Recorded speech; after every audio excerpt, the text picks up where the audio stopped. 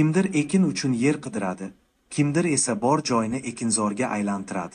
Bu ayol gishtlar orasidagi tirqishlarda turib ostirdi va bu darhol turli xil munosabatlarni keltirib chiqardi.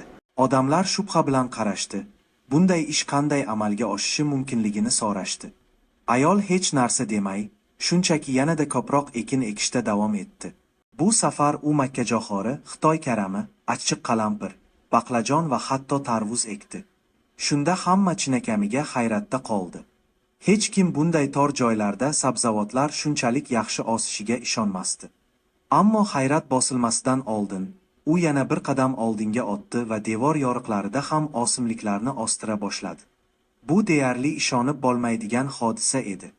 Uning aytishicha, buning siri gishtlar orasidagi tuproqda yashiringan bo'lib, gishtlarning issiqlikni yutish va saqlash xususiyati tufayli tuproq issiqlikni yaxshi saqlar ekan. Bundan tashqari, gishtlar yomg'ir suvini va havodagi namlikni shimib olishga yordam beradi. Bu esa o'simliklarning o'sishi uchun zarur bo'lgan namlikni ta'minlaydi. Siz ham bunday ijodkorlikdan ilhomlandingizmi? Unda albatta obuna bo'ling, keyingi voqeani o'tkazib yubormang.